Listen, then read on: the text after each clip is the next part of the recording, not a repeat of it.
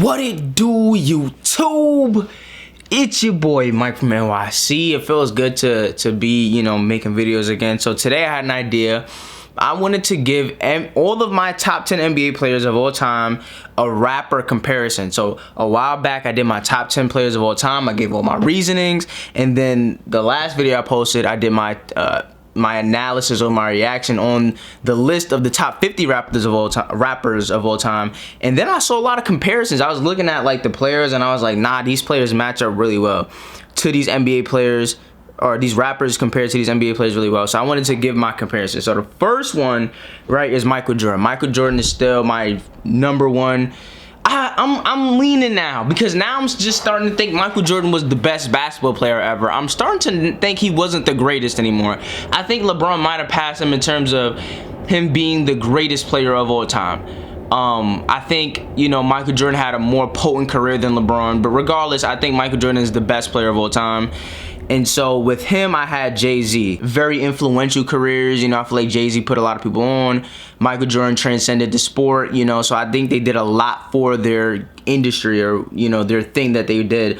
I think LeBron James, to me, is a Drake. I feel like Drake is somebody who is like a singer and a rapper. Like, he's one of, like, Take Care, I would argue, is an R&B album, one of the best R&B albums of all time. Is it an R&B album? Is it a rap album? Right? Is LeBron an all-time scorer? Apparently he's not a scorer, but he's the all-time leading scorer. He's past first, but he's all-time leading scorer. Like, he's fourth in assists, first in points, right? Drake is a singer who raps, and a lot of people don't really like him, right? Like, they're both disliked by like the older generation. I feel like even you saw that interview with DMX where like DMX was talking about how much he doesn't like Drake, and whatever his disdain for Drake is, it is what it is. And then the older people, they kind of have LeBron like further down on the list, like Skip Bayless. He doesn't have the mentality.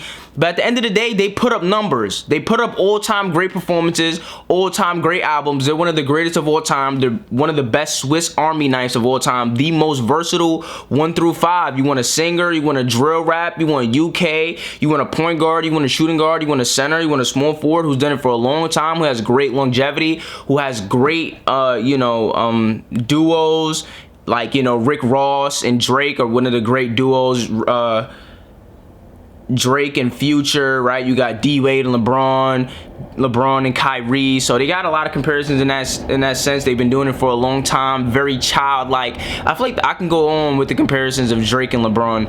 I feel like that's a good comparison. Now 3, I got Kareem. Kareem, I compared to Eminem. I feel like Kareem and Eminem are the good comparison, because Kareem is one of the greatest players of all time. Eminem, one of the greatest rappers of all time. But I've never personally heard anybody say that Eminem was their favorite rapper, and I've never heard anyone say that Kareem was their favorite player. Now, when you talk about them, it's respect. It's like, nah, yeah, he's one of the greatest of all time, but nobody speaks about them in that type of, yo, like, I love, like, this is my favorite Eminem. Like, I love Eminem. I love Kareem. Like, I've never really heard anybody say, like, yo, these are my favorite in what they do. I can't say that they've had huge impact on their industry, like Kareem skyhooking and all that. Nobody does a skyhook. Eminem, not a lot of people really rap like Eminem. He didn't really put a lot of people on, from my vantage point. So I feel like that's a good comparison. Not underrated, but just like underappreciated, I guess. Like only people who are really deep fans of that, like, of that thing, are really going to appreciate them. No casual fan is talking about Kareem Abdul-Jabbar. No casual fan is talking about Eminem for the most part. So I feel like that's a good comparison. Now 4th, I have Magic Johnson, and I compared him to Tupac. And then I had Biggie, and I compared him to Bird. I feel like Magic and Bird, Biggie and Pac is pretty much the same thing. Magic, Magic LA, Pac LA.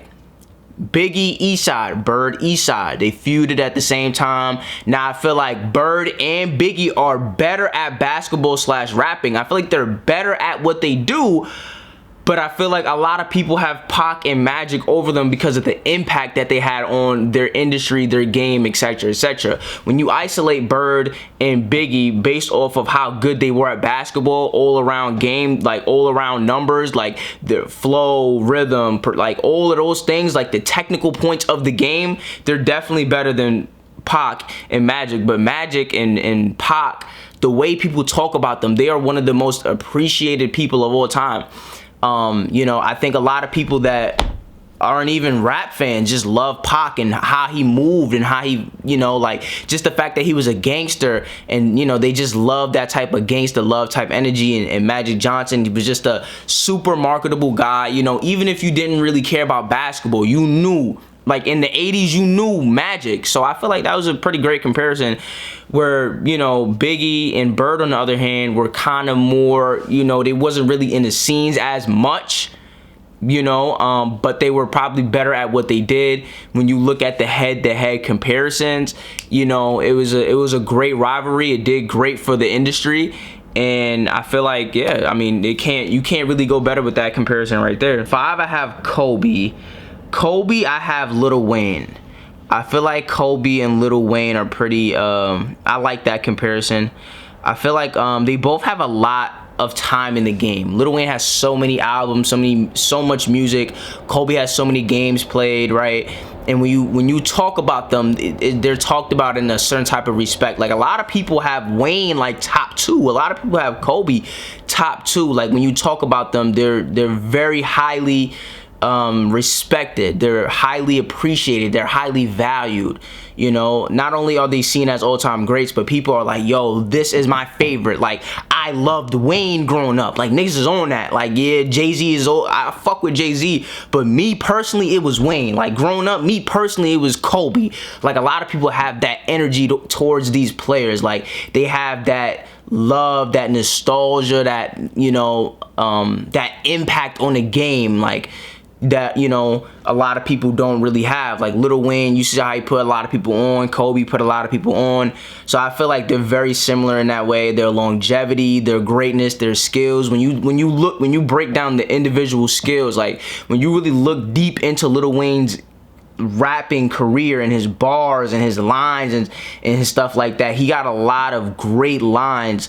You know, when you really look deep into Kobe's bag, like Kobe probably has the deepest bag of all time. So if you really love that industry, or you really love that sport, when you really look deep into what they did and how good they were and how skilled they were, it exceeds probably the credit that they even get. You know what I mean? Like if we're talking about skill, ability, talent, I would say, and work ethic, I would say that those two are probably both one in, you know, their respective sports / industries. You know, but based off of just the fact of people have more hits and more anthems, and, you know, people were able to put up more numbers and, you know, just produce a little bit more, just have a little bit more impact.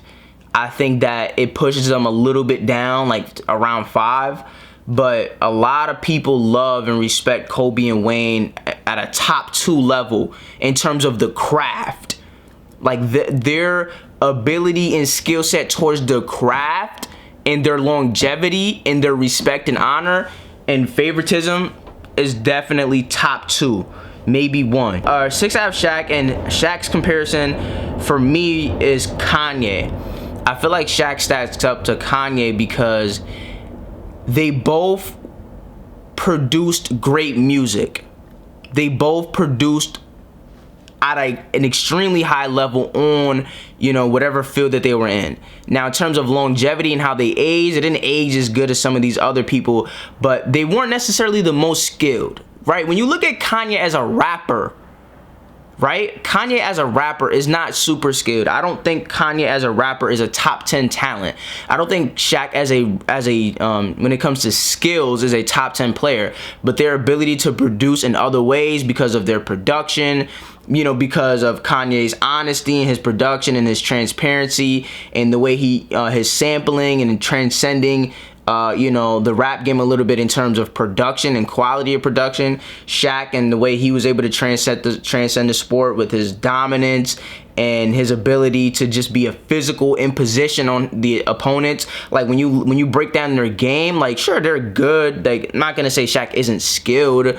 Shaq has great footwork. Kanye is a great rapper, but in terms of being a top 10 talent, top 10 skill, they aren't those things. But their ability to produce and make up for those things in other areas, to be so potent in their prime, and to make up for their lack of skill, for their lack of top 10 talent and top 10 skill, and make up for it in other ways in terms of producing and being extremely strong and dominant and being able to win and being able to collect awards. I feel like that's where they draw the comparison. Plus, they didn't age super well. Like when people talk about Kanye, they really talk about, yo, college dropout Kanye. Like that's the Kanye that like niggas hold they hat on. Like when niggas talk about Shaq, like Shaq didn't really have he didn't have great longevity, you know. But when people talk about Shaq, it's like, yo, when I saw Lakers Shaq, that was the most dominant force that I had ever seen. Like people really hold their hat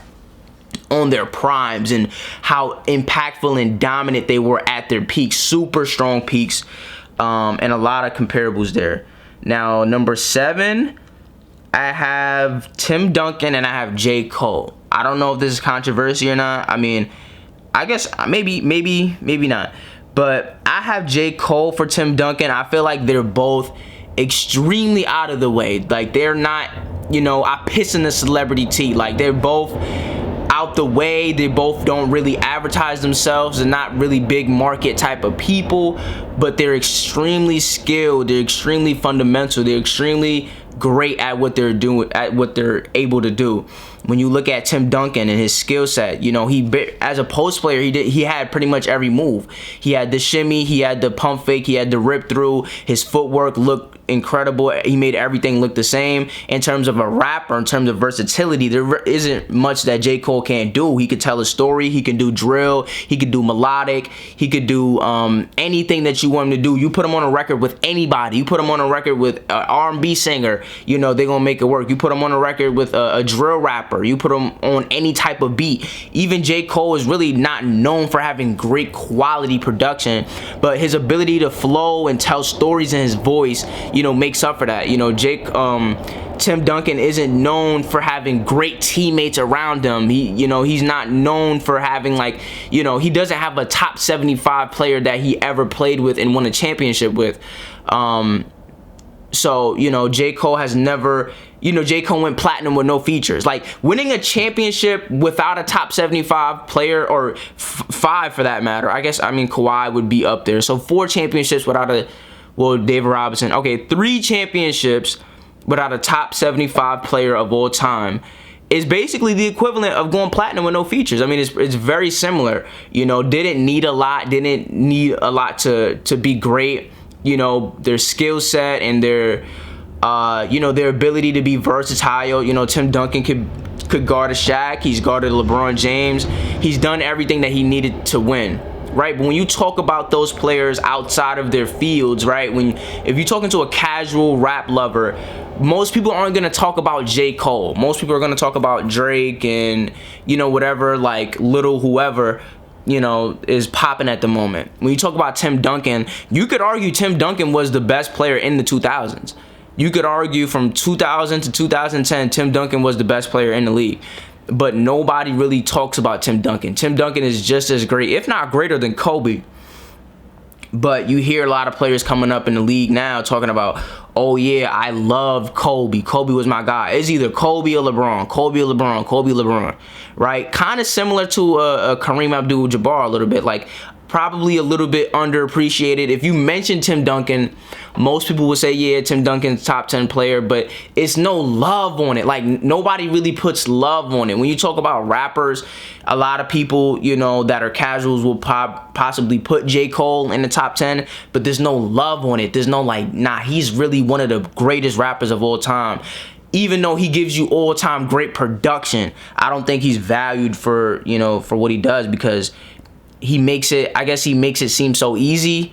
I honestly don't know, but I feel like those two draw good comparisons for you know, not having great production / teammates and still being able to win a championship / go platinum without features, being very much out of the way, having great longevity, and not really being as appreciated as they should.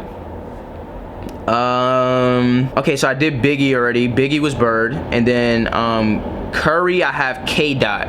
So Curry was 9, and then I have Kendrick Lamar at number 9. So I feel like Curry and Kendrick Lamar draw similar comparisons. I feel like, you know, they both have some of the greatest accomplishments in the 2010s era. You know, I think Kendrick Lamar won like a Nobel Peace Prize or something, and Steph Curry went 73-9, won unanimous MVP. When you talk about the greatest rappers of this generation, Kendrick Lamar is probably somebody that is going to be talked about more so than anybody else. You're talking about the greatest shooter is going to be Steph Curry. Like, their impact has been so, like, I just feel like they've kind of just forced their way into those spots, if that makes sense. Like, somebody like a Larry Bird, Magic Johnson, or Tupac, or Biggie, I feel like the game kind of was like, it was kind of searching for somebody to put in at, you know, to put in to hold it down for that period in time, if that makes sense. But, you know, we have a period of LeBron James, you had, you know, Kevin Durant was still really good. You know, like, the league was still really great, and somehow, like, they just kind of made a dynasty just in the middle of, like, one of the greatest eras of basketball / rapping of all time. Like, Stephen Curry, like, there was a lot of really good teams, like, in that mix, but they've just been able to just kind of force a dynasty like that you never really saw coming. Like, you kind of saw MJ coming, right? When MJ was dropping 63 on Larry Bird, like, you kind of saw it coming, right? When Magic Johnson came into the league, right, you kind of saw that coming. The NBA needed that, you know. But I feel like K Dot kind of came out of nowhere. Like, at least for me, like, it just seems like it just came so out of nowhere, and they kind of just forced themselves into an all-time great position. Like, that's just my viewpoint on that. I guess I don't really have much else to say other than that. I mean, a lot of it does have to do with that they both are in the most recent generation. You know, when you look at their dominance in the 2010s, is really elite, you know, with high competition. You got Drake, you got LeBron, you know, you got a lot of really good, you know, people out here at that, you know, in their generation, and they still just find a way to dominate. And then 10, I have Hakeem Olajuwon. And for 10, I have Andre 3000. I feel like Andre 3000 and Hakeem are pretty much in the same boat. When you look at their skill set and their versatility and what they're able to do and what they've accomplished, I feel like you can't really take anything away from them. But again, casual fans aren't going to say, oh, I love Andre 3000, I love Hakeem Olajuwon, but they're one of the greatest ever at what they did. They're one of the most skillful people ever, and I feel like it's one of those fan bases that, like, that's like not a lot of people really know about them, the casual fan, I feel like, but the people that was like really invested, like, speak super highly of them, like a small, concentrated, purified fan base. And I guess you could argue that they're better than some people on this list. When you look at Andre 3000 and his skill set, I would argue that Andre 3000 is a better rapper than Tupac. I'd argue Hakeem Olajuwon is a better basketball player than Magic Johnson. I feel like you can argue these players are better or could be higher than where they are. I just feel like maybe, you know, they're skilled, they have, you know, they have everything that it takes to probably be higher. It's just their impact on the game and their impact and, you know, their greatness and how it goes beyond them has been limited because of whatever reason. You know what I mean? I think the era that they played in had a lot to do with it. Like, Michael Jordan was like, if Kevin Durant played when Michael Jordan played, like, it kind of would have gave him that feel. I think Kevin Durant gets more because he plays in this generation, but anybody who played with Michael Jordan is gonna get dimmed down. Anybody who was in that Lil Wayne, Jay-Z era, like, the light is gonna be dim on them. So I feel like they kind of had the, you know, the misfortune of playing in an era where there were so many other top 10, or there were multiple other top 10 talents that it kind of overshadowed them. But in terms of skill set, in terms of production, and when you really look at what they've accomplished, when you look at the stats and the statistics and the skill set and the ability and the versatility, they're definitely a top 5 talent.